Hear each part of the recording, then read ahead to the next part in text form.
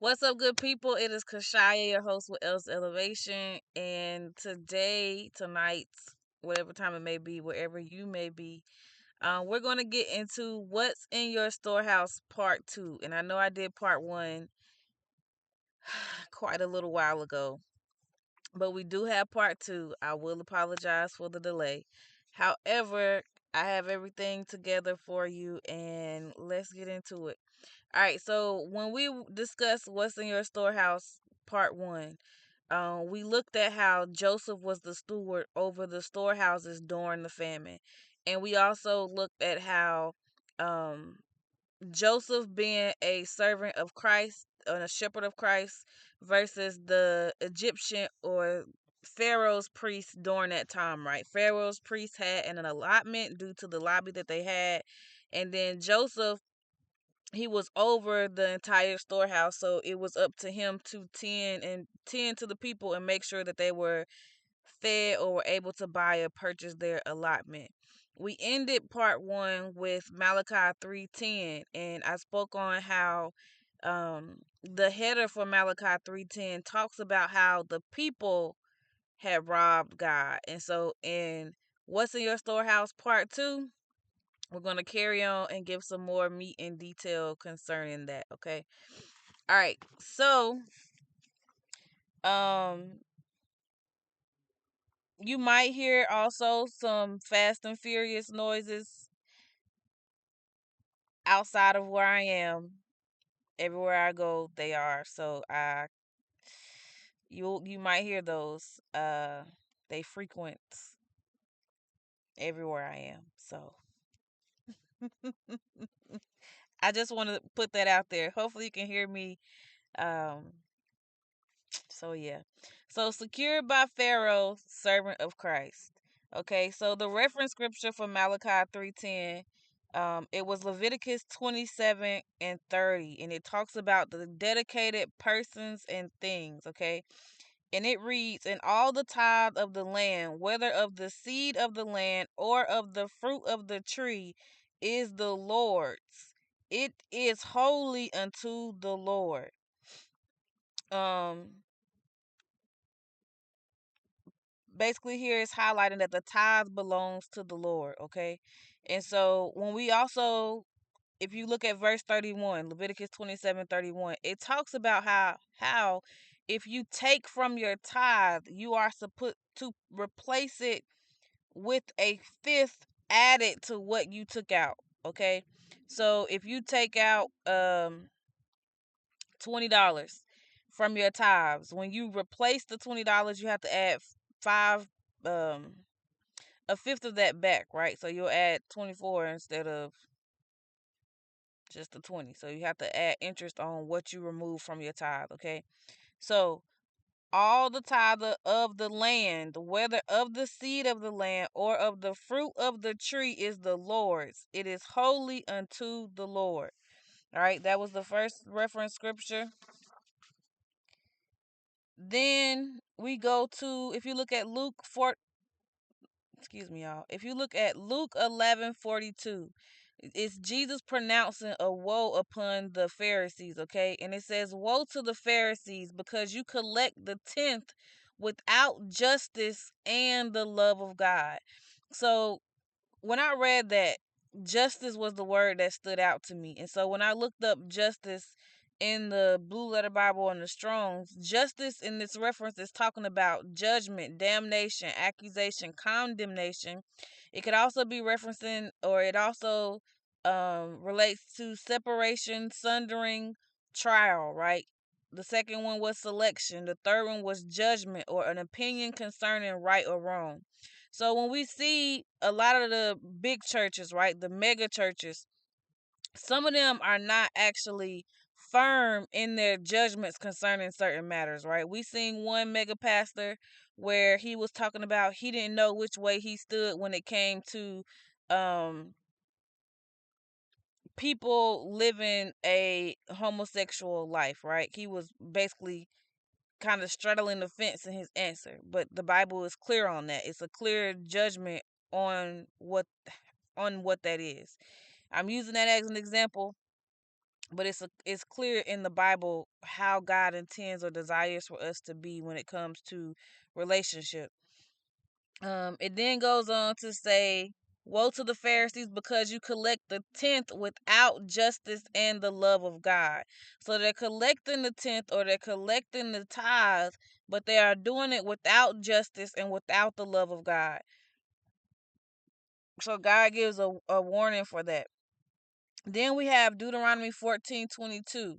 And it says, "Be sure to set aside a tenth of all that your fields produce each year." That is the NIV version that I read that from.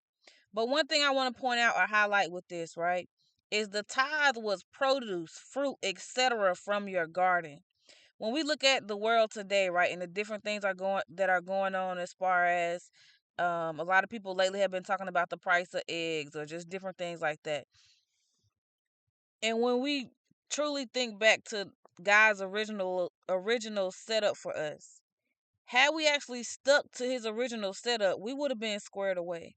Even when it comes to the tithes, when you dive a little bit deeper into reading or studying more on the tithe was something that that you would collect and you would keep in a certain place or in your own storehouse until God had you gather everything from that year and then take it to a certain place to be celebrated.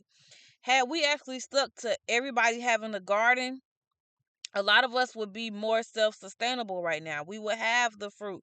We would have the knowledge to know how to take care of a homestead or different things like that. But we've gotten so far away from that, and we are advancing, which there's nothing wrong with advancement. But the more we get into this whole tech stuff and all these different type of advancements, we're getting further away from God's original intent for us, right? Especially a lot of people love to say, God, use the scripture, God will bless the work of your hands or something. When we think about that during that time, right? Yes, of course, it's going to bless the work of our hands. But when you are in a garden, you are using your what?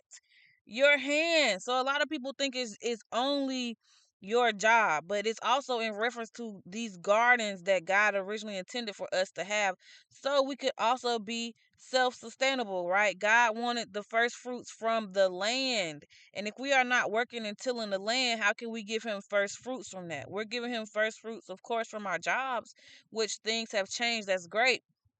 However, I just wanted to point that out. So the tithe was not money unless the produce needed to be exchanged to make the load easier to carry. Now, I've done a video before on tithing, right? And the fact that God is bringing this back up a second time.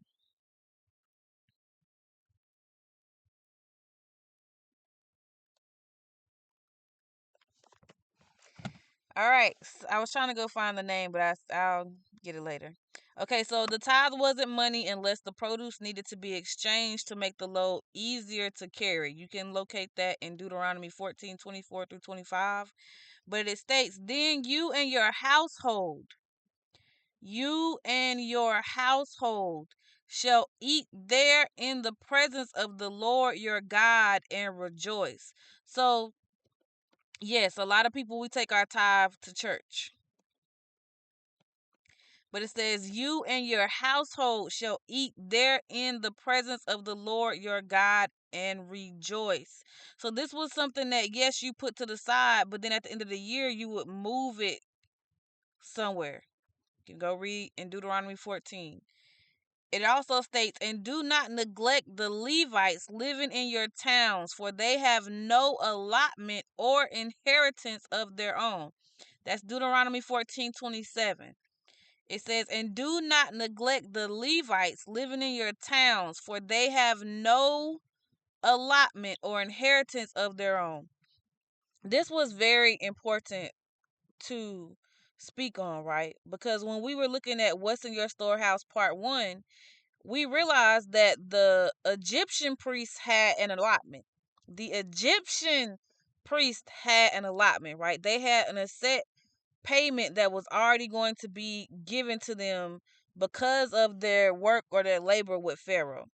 But here it says the Levite has no allotment or an inheritance. Who is the Levite? The priest. You can find that in Leviticus 18:1. But the Levite is the priest, and they have no allotment or inheritance. Now, you might hear that and think that's funny, because if the Levites have no allotment or an inheritance, how are we ending up with these mega pastors who have millions and billions of dollars and preach about tithes every single Sunday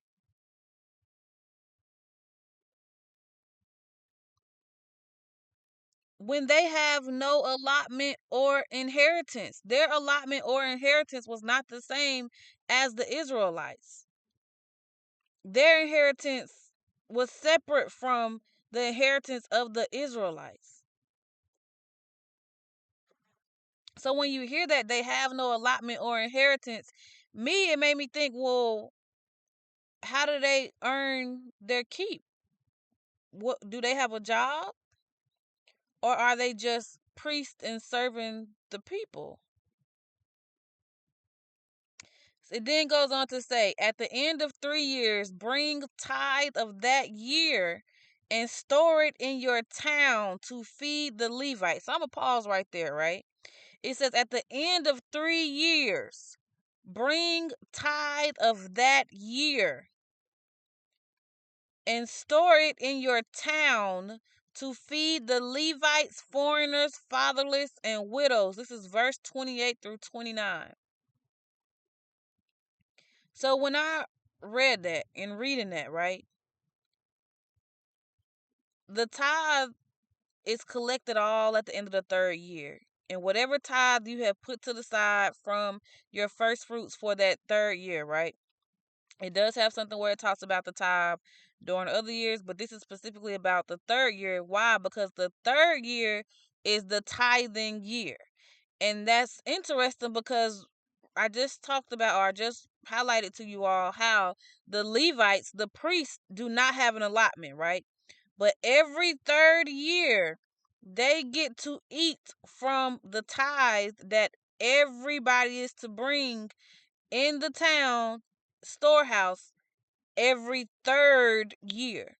So if we had kept in order and kept in practice of this, right? Everybody always talks about the tithe, but they never want to talk about tithing is supposed to be brought every 3rd year, and only then are the priests supposed to benefit from the tithe on the 3rd year, every 3rd year.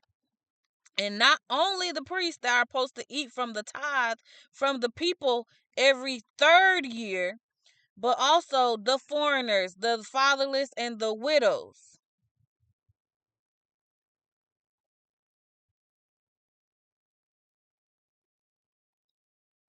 Yet we have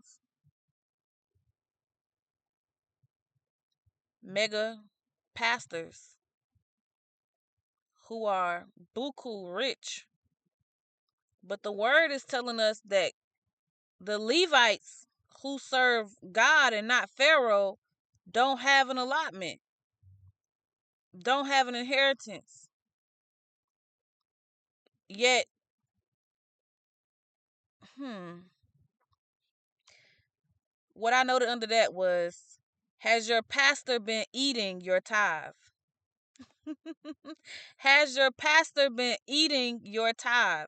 I thought that was kind of cute, okay? But that was a little thing that I got the first go around, right? God slapped me with another one too.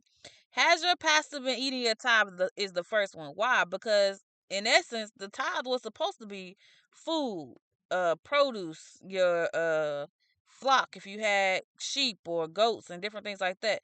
All of that was part of the tithe.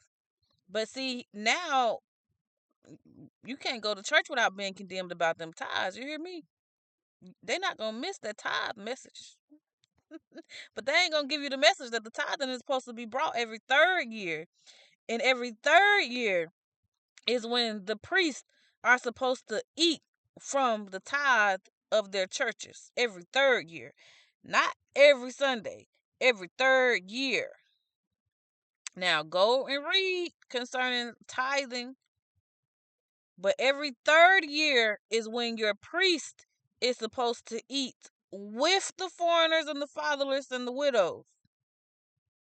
Because the tithe is supposed to be brought to your town storehouse to feed these people that I was just mentioned, the Levites, the foreigners, the fatherless, the widows. So then I also got a download that says the pastor's been getting fat off injustice. Now, when we looked at what justice was, right? It's separation, sundering, trial, selection, judgment, an opinion concerning right or wrong. So, what's wrong in this incident, especially when we consider how tithing has been done throughout the years, right? Is the practice of tithes has been done incorrectly. Because every third year, your pastors are supposed to eat off of the tithe. Not every year are they supposed to be eating from the tithes. And being that there are some mega pastors, they should have a mega storehouse because God's going to check inventory. Deuteronomy 18:8, offerings for priests and Levites. It says he is to share equally in their benefits, even though he has received money from the sale of family possessions. So this was referring to if a priest or a pastor had moved towns, right? So when they were to move towns, they sold their possessions, they took whatever money they made from selling their possessions.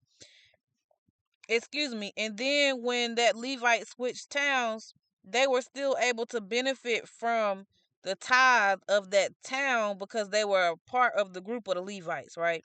So even though they might have came in with money from selling their possessions from a different location, if they made it to this new town and it was during the tithing year, right? They are still able to eat from that storehouse because they are also a Levite. Okay. So it says, from them that offer a sacrifice. So in essence, it's kind of an offering, right? They get to eat off of the offering of a sacrifice, right? And it says, from them that sacrifice.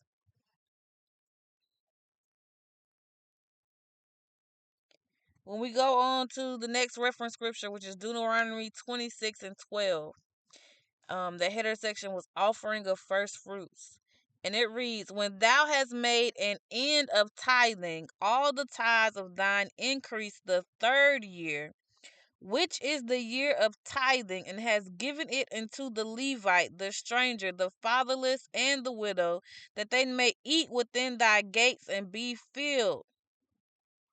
This is only to be given from first harvest and during the third year. There was a tradition in place to prevent greed from the priests because they should have been kept by the promise of Christ.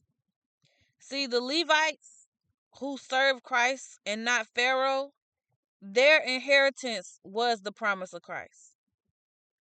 Is the promise of Christ for those who are servants of Christ and not servants of Pharaoh. Because we know that the servants of Pharaoh had their own allotment during the famine, right? They had their already separate allotment put to the side for them. Christ, priests, and Levites were to eat from the tithe every third year. And it states when you read through the word that the tithe was so much that it lasted 4 months. So when we go to Second Chronicles 31:5-6, and I almost got it perfect on there, but I didn't. I didn't write this one down, so I'm gonna read it. Hold on, y'all.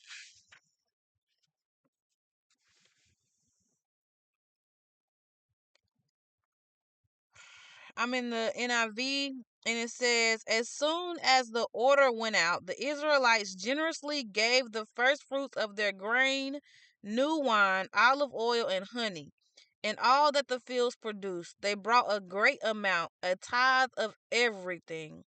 The people of Israel and Judah who lived in the towns of Judah also brought a tithe of their herds and flocks, and a tithe of the holy things dedicated to the Lord their God, and they piled them in heaps. And we go on to read verse 7. It says, they began doing this in the third month and finished in the seventh month.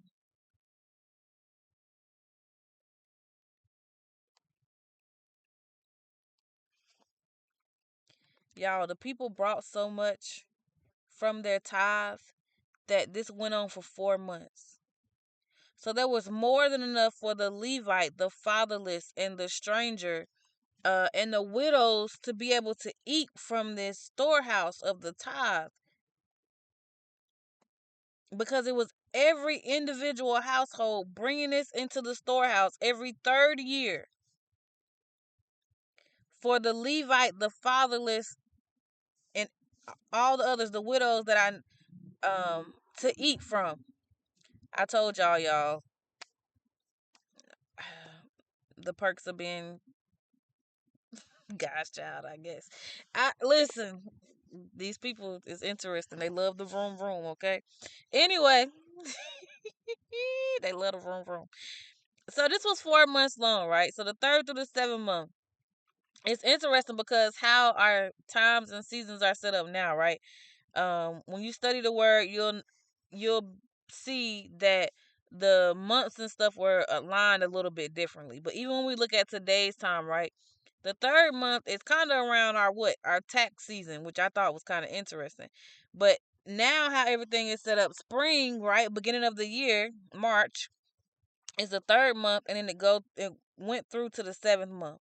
So think about that. If we had kept order this practice in its correct order, that would have been enough food to not only feed the Levites, the fatherless, the widows, but look at the time frame, right? March through what's that? August, July. That's summertime. So for the mothers or the kids who don't have a father, they would have been fed during the summer. The widows would have been fed over the summer. The strangers, all of these people would have been fed from what was brought to the storehouse during these 3 months.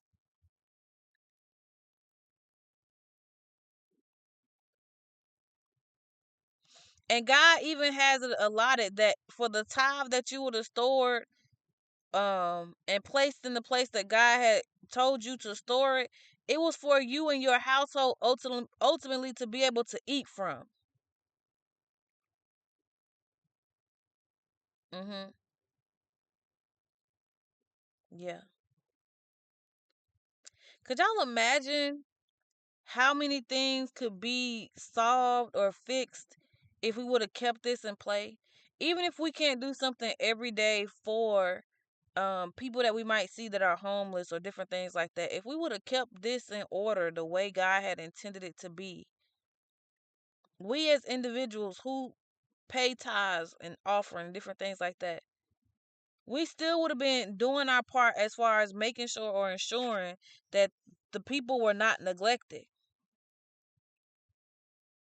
that there could not be these mega pastors and priests and all these other things, because God had an order set up to prevent those type of things. And it's interesting because when you look at some of these things, ultimately what's feeding them is greed. How are you benefiting off the tithe before the tithing year, which is every 3 years? Your storehouse that you take from your tithe is a place that you and God designate as your storehouse. Because it says, you and your household shall eat there in the presence of the Lord your God and rejoice. You and your household. So for those tithes, I guess year one, year two, that's for you and your household to be able to eat from that. The third year, you take all that you have and you take it to the town storehouse so you're able to feed the Levites, the strangers, etc., etc.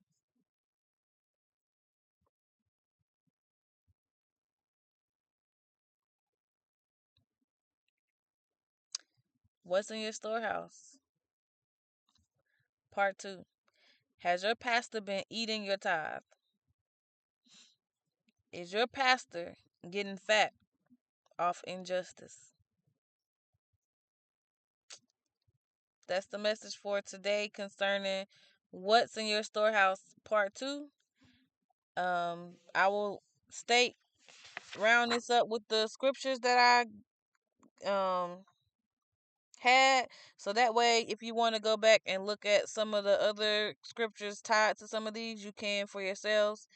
But the first scripture I gave was Leviticus 27 and 30, Luke 11 and 42, also Deuteronomy 14:22 through 29, Leviticus 18:1, that basically tells you who the Levites were. Deuteronomy 18 and 8. Ooh, Deuteronomy 26 and 12. Second Chronicles 31, 5 through 6. Yep. What's in your storehouse? Part 2. I'll catch y'all later.